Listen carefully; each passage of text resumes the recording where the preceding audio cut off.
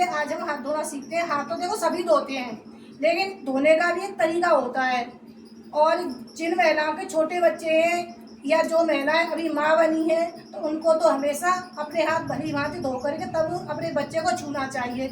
विशेषकर तब जब बच्चे की आप लेटरिन साफ करो या खुद शौच करके आ रही हो, उसके बाद तो आपको अच्छी तरह से हाथ धोने हैं। तो करना क्या है कि सबसे पहले हमारे हाथों में जो ये अंगूठी वगैरह होती है, तो इन्हें हम निकाल के रख देंगे, निकाल के रख देनी है।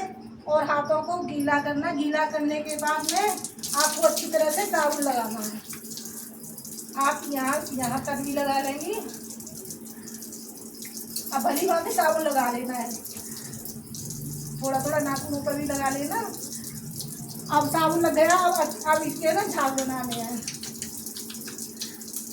और एक दूसरे को फंसा बना रहे हैं। उंगली ऐसे ऊपर ऊपर लेना है, ऐसे करके। अब ऐसे करके 10 बार। कितनी बार? 10 बार गिनते चला करो। फिर जब आदत पड़ जाएगी तो अपने हो जाता है। फिर आपको मुट्ठी को करना है इस तरह से, ऐसे दोनों हाथों की मुट्ठी 10 बार।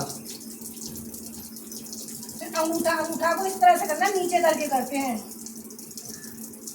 दोनों हाथों के अंगूठे। फिर आता है नाखूनों की बारी, इस तरह से करके रगड़ेंगे 10 बार।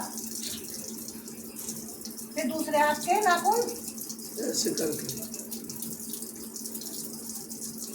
और फिर आपको यहाँ तक ये कलाई तक रगड़ लेना ऊपर सीधा। अब आपको हाथ धो देने हैं।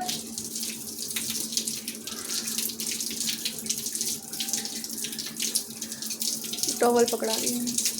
नहीं, टावल नहीं लेनी है, नहीं ऐसे करके सुखाने, ऐसे करके ऊपर को हाथ करके।